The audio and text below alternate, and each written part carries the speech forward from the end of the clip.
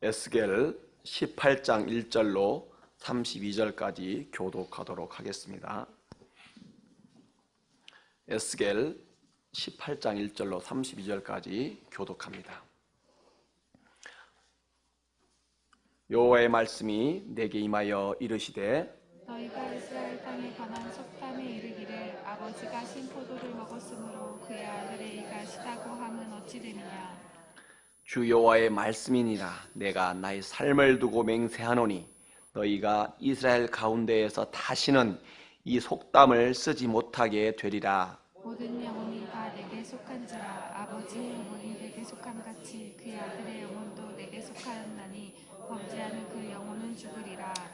만일 사람이 의로워서 정의와 공의를 따라 행하며 산 위에서 재물을 먹지 아니하며 이스라엘 족속의 우상에게 눈을 들지 아니하며 인세 아내를 더럽히지 아니하며 월경 중에 있는 여인을 가까이 하지 아니하며 사람을 학대하지 아니하며 빚진 자의 저당물을 돌려주며 강탈하지 아니하며 줄인 자에게 음식물을 주며 벗은 자에게 옷을 입히며 별일을 위하여 꼬주지 아니하며 이자를 받지 아니하며 스스로 손을 금하여 죄를 짓지 아니하며 사람과 사람 사이에 진실하게 판단하며 내 율례를 따르며 내 규례를 지켜 진실하게 행할진대 그는 의인이 반드시 살리라. 주 여호와의 말씀이니라. 가령 그의 아들을 낳았다 하자 그 아들이 이 모든 선은 하나도 행하지 아니하고 이 죄악 중 하나를 범하여 강포하거나 살인하거나 산 위에서 재물을 먹거나 이웃의 아내를 더럽히거나 가난하고 궁핍한 자를 학대하거나 강탈하거나 빚진 자의 저당물을 돌려주지 아니하거나 우상에게 눈을 들거나 가증한 일을 행하거나 별일을 위하여 꾸어주거나 이자를 받거나 할진대 그가 살겠느냐? 결코 살지 못하리니 이 모든 가증한 일을 행하였은즉 반드시 죽을지라. 자기의 피가 자기에게로 돌아가리라. 또 가령 그의 아들을 낳았다 하자 그 아들이 그 아버지가 행한 모든 죄를 보고 두려워하여 그대로 행하지 아니하고 산 위에서 재물을 먹지도 아니하며 이스라엘 족속의 우상에게 눈을 들지도 아니하며 이웃의 아내를 더럽히지도 아니하며 사람을 학대하지도 아니하며 저당을 잡지도 아니하며 강탈하지도 아니하고 줄인 자에게 음식물을 주며 벗은 자에게 옷을 입히며 손을 금하여 가난한 자를 압제하지 아니하며 별리나 이자를 받지 아니하여 내 규례를 지키며 내 율례를 행할진대 이 사람은 그의 아버지의 죄악으로 죽지 아니하고 반드시 살겠고 그의 아버지는 시히 포악하여 그 동족을 강탈하고 백성들 중에서 선을 행하지 아니하였으므로 그는 그의 죄악으로 죽으리라. 그런데 너희는 이르기를 아들이 어찌 그 아버지의 죄를 담당하지 아니하겠느냐 하는도다. 아들이 정의와 공의를 행하며 내 모든 율례를 지켜 행하였으면 그는 반드시 살려니와 범죄하는 그 영혼은 죽을지라. 아들은 아버지의 죄악을 담당하지 아니할 것이요 아버지는 아들의 죄악을 담당하지 아니하리니 의인의 공의도 자기에게로 돌아가고 악인의 악도 자기에게로 돌아가리라. 그러나 악인이 만일 그가 행한 모든 죄에서 돌이켜 떠나 내 모든 율례를 지키고 정의와 공의를 행하면 반드시 살고 죽지 아니할 것이라. 그 범죄한 것이 하나도 기억되지 아니하리니 그가 행한 공의로 살리라. 주 여호와의 말씀이니라. 내가 어찌 악인이 죽는 것을 조금인들 기뻐하랴. 그가 돌이켜 그 길에서 떠나 사는 것을 어찌 기뻐하지 아니하겠느냐. 만일 의인이 돌이켜 그 공의를 떠나 범죄하고 악인이 행하는 모든 가증한 일대로 행하면 살겠느냐. 그가 행한 공의로운 일은 하나도 기억되지 아니한 일이니 그가 범한 허물과 그 지은 죄로 죽으리라. 그런데 너희는 이르기를 주의 길이 공평하지 아니하다 하는도다. 이스라엘 족속아 들을지어다. 내 길이 어찌 공평하지 아니하냐. 너희 길이 공평하지 아니한 것이 아니냐. 만일 의인이 그 공의를 떠나 죄악을 행하고 그로 말미암아 죽으면 그 행한 죄악으로 말미암아 죽는 것이요 만일 악인이 그 행한 악을 떠나 정의와 공의를 행하면 그 영혼을 보존하리라. 그가 스스로 헤아리고 그 행한 모든 죄악에서 돌이켜 떠났으니 반드시 살고 죽지 아니하리라. 그런데 이스라엘 족속은 이르기를 주의 길이 공평하지 아니하다 하는도다. 이스라엘 족속아 나의 길이 어찌 공평하지 아니하냐. 너희의 길이 공평하지 아니한 것이 아니냐. 주 여호와의 말씀이니라.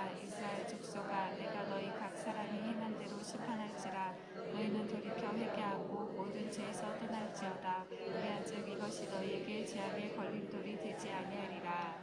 너희는 너희가 범한 모든 죄악을 버리고 마음과 영을 새롭게 할지어다. 이스라엘 족속아, 너희가 어찌하여 죽고자 하느냐? 주 여호와의 말씀이니라. 죽을 자가 죽는 것도 내가 기뻐하지 아니하노니 너희는 스스로 돌이키고 살지니라. 아멘. 오늘 우리들이 읽은 이 바벨론에 포로 잡혀 살고 있는 유다인들에게 하시는 말씀을 읽었습니다. 이 에스겔서는 우리가 잘 아는 것처럼 포로로 잡혀 살고 있는 유다인들에게 하시는 말씀입니다. 하나님께서 포로로 잡혀 살고 있는 유다인들에게 왜 오늘 이 18장의 말씀을 선포하게 하셨을까? 우리는 그것을 한번 생각을 해보아야만 합니다. 첫 번째 이유로는 이 포로로 잡혀 살면서 아직까지도 이 사람들이 아직까지도 현실을 깨닫지 못하고 있기 때문에 그렇습니다. 이 현실을 바라보는 역사 의식과 이 상황에 대한 인식이 아주 꽉 막혀 있습니다. 자신들이 왜 포로가 되었는가? 왜 우리가 포로가 되었을까? 그런 이유를 찾고 고민을 합니다. 고민을 하고 이유를 찾고 그러면서 결론을 내렸습니다. 어떤 결론을 내렸느냐면은 이것은 순전히 조상들의 죄악 때문이다. 조상들의 죄악 때문이다. 포로로 잡혀 살고 있는 유다인들의 역사 인식, 현실에 대한 인식을 잘 나타내주는 말씀이 2절에 나옵니다. 2절에 보면 이렇게 말씀합니다. 같이 한번 읽어보도록 하겠습니다. 시작. 이스라엘 아버지가 신포도를 먹었으므로 그의 아들의 씨가 시다고 하면 어찌미 됨이냐. 아멘. 이 속담은 당시 포로가 된 유다인들이 가진 그런 역사 의식이고 현실을 바라보는 그런 태도였습니다. 아들의 이 치아가 신 이유가 아버지가 신포도를 먹었기 때문이라는 것입니다. 아버지의 잘못이 자손에게 유전되었다는 말이에요. 현재의 고난과 포로 생활은 자신들의 잘못이 아니라 전부 다 조상들이 죄를 지었기 때문이라고 이 포로들은 생각을 하고 있다는 것입니다. 그래서 현재의 고난과 그다음에 현재의 포로 생활은 자신들의 그런 잘못이 전혀 없다라고 말을 하고 있는 거예요. 자신들은 죄가 없음에도 포로가 되었으므로 하나님은 의로운 분이 아니다라고 그렇게 생각을 하고 있습니다. 자신들은 하나님 앞에 죄를 짓지도 않았는데 자신들이 포로가 되고 고난을 당하는 것이 옳지 않다고 생각을 합니다. 그랬기 때문에 하나님의 공의를 인정하지 않고 있고요, 비난하고 있습니다. 25절에서 포로들이 가진 생각을 말합니다. 제가 읽어보도록 하겠습니다. 그런데 너희는 이르기를 주의 길이 공평하지 아니하다 하는도다. 이스라엘 족속아 들을지어다. 내 길이 어찌 공평하지 아니하냐? 너희 길이 공평한 것이 아니하냐? 이렇게 말씀하세요. 이 똑같은 말씀을 29절에서도 말씀하고 있습니다. 그런데 이스라엘 족속은 이르기를 주의 길이 공평하지 아니하다 하는도다. 이스라엘 족속아 나의 길이 어찌 공평하지 아니하냐? 너희 길이 공평한 것이 것 아니냐? 이렇게 질문하십니다. 24절과 29절에서 포로 생활을 하는 유다인들이 공통적으로 하는 말은 주의 길, 주인님께서 행하시는 것이 공평하지 않다는 것입니다. 하나님께서 자신들을 평가하고 자신들에게 내린 그런 포로 생활과 민족의 멸망은 합당하지 않은 것이기 때문에 하나님의 그 결정에 동의하지 못하겠다라고 하나님께 지금 반기를 들고 있는 거예요. 자신들이 잘못이 없는데 왜 자신들이 조상들이 지어놓은 죄악 때문에 이렇게 포로가 되고 고난을 당해야만 하는가 하면서 하나님께 지금 항의를 하고 있습니다. 항의. 그래서 이들은 아버지가 신포도를 먹어서 자신의 이가 시다라고 하는 그런 속담을 말하면서 하나님의 심판이 합당하지 않다는 것입니다. 정말 그렇습니까? 정말로 유다인들이 아무런 죄악을 범하지 않았는데 하나님께서 그렇게 부당한 심판을 이렇게 하신 것입니까? 오늘 성경을 통하여서 하나님은 그렇지 않다라고 말씀하십니다. 당시에 포로된 유다인들이 가진 그런 태도가 잘못된 것이라고 전적으로 이렇게 조상의 죄악이라고 말하고 있는데 그것은 전적으로 잘못된 것이다 라고 하면서 하나님께서 반박을 하고 계세요. 반박. 3절과 4절에서 하나님께서 당시 유다인들에 대한 태도에 대해서 이렇게 말씀하십니다. 주 여호와의 말씀이니라. 내가 나의 삶을 두고 맹세하노니 너희가 이스라엘 가운데에서 다시는 이 속담을 쓰지 못하게 되리라.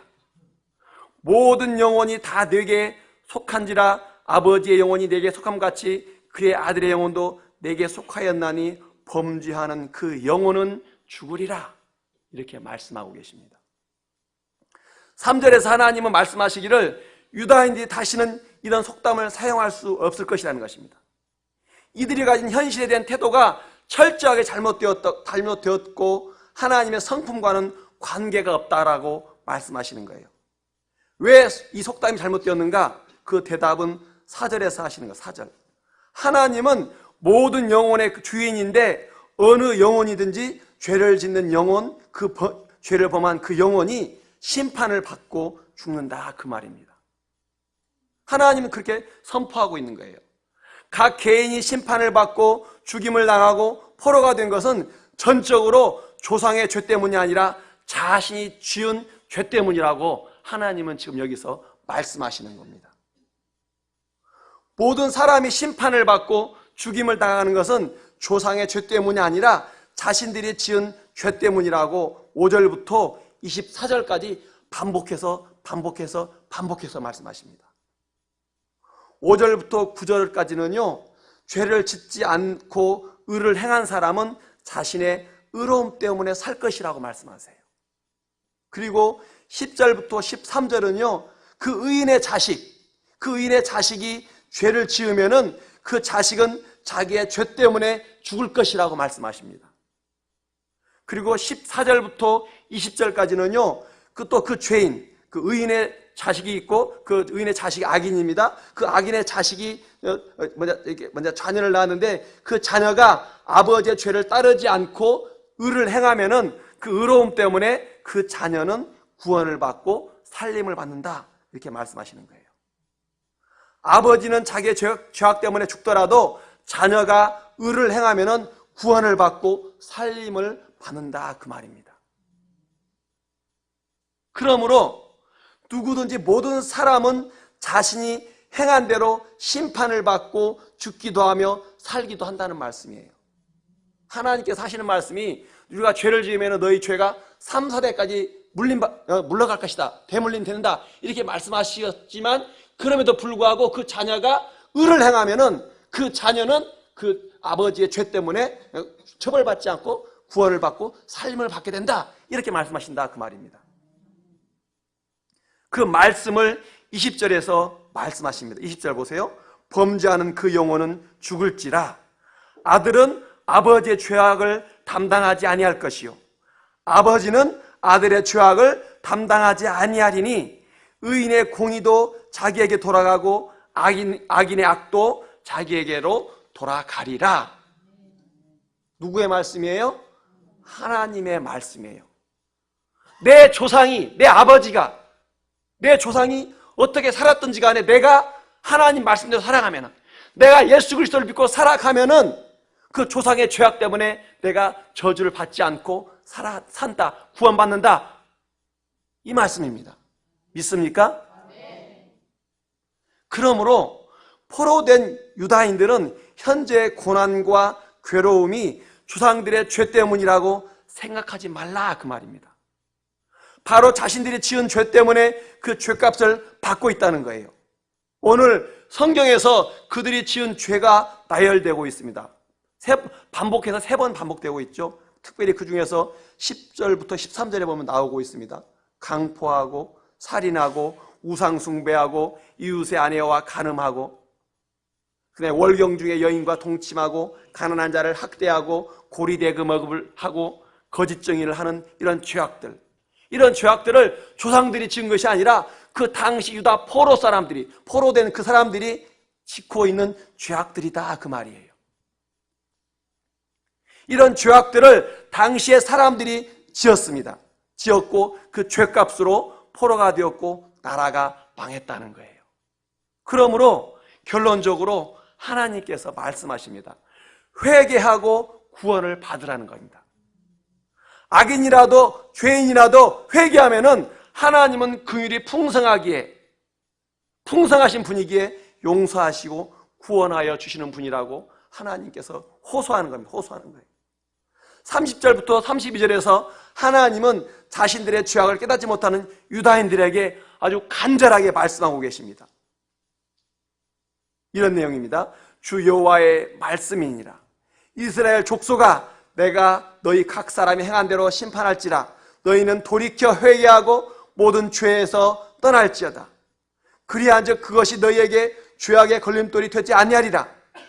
너희는 너희가 범한 모든 죄악을 버리고 마음과 영을 새롭게 할지어다.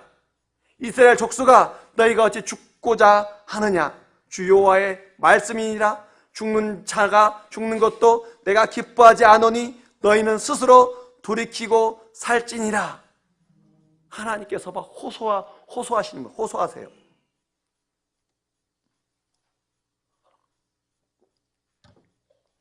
하나님은요, 죄인의 멸망을 기뻐하지 않으십니다. 아니요, 슬퍼하세요. 슬퍼하세요. 가슴 아파하시는 분입니다. 하나님은 죄인이 회개하기를 간절하게 원하신다, 그 말입니다. 오직 하면은 자신의 아들을 십자가에 못 박아 죽이면서까지 그 죄인들을 구원하시려고 하시겠습니까? 로마서 5장 8절에서 그 하나님의 심정을 말하고 있습니다. 우리가 아직 죄인 되었을 때 그리스도께서 우리를 위하여 죽으심으로 우리에 대한 자기의 사랑을 확증하셨느니라, 이렇게 말씀하세요. 우리가 죄인이야, 죄인. 우리가 하나님의 이름을 부르지 않았습니다. 우리가 하나님을 몰랐다, 그 말이에요. 그럼에도 불구하고 이미 하나님은 우리를 위해서 자기 아들을 갖다가 십자가에 죽이심으로써 못 박아 죽이심으로써 우리를 사랑하시는 그 사랑을 확증했다라고 말씀하고 계십니다. 하나님께서 얼마나 그 죄인들을 사랑하시면은 그랬겠느냐, 그 말이에요. 베드로후서 3장 9절에서도 하나님은 이렇게 말씀하세요. 오직 주께서는 너희에 대하여 오래 참으사 아무도 멸망하지 아니하고 다 회개하기에 이르기를 원하시느니라, 이렇게 말씀하십니다. 하나님은요, 에스겔의 시대나 구약 시대나 지금이나 죄인을 사랑하시고 죄인이 회개하고 구원받기를 간절하게 원하십니다. 그래서 지금도 선교사를 보내고요, 지금도 사역자들을 보내서 복음을 전하게 하는 거예요. 자기의 사랑하는 백성이 선교지에 나가서 죽어가면서까지라도 죄인들이 회개하고 주님께 돌아와서 구원받기를 원하시는 게 하나님의 심정임을 아시기 바랍니다. 그러므로 우리가 나가서 전하는 그 복음이 아주 값진 것임을 믿으시기 바랍니다. 우리가 매일 전도하러 나가잖아요.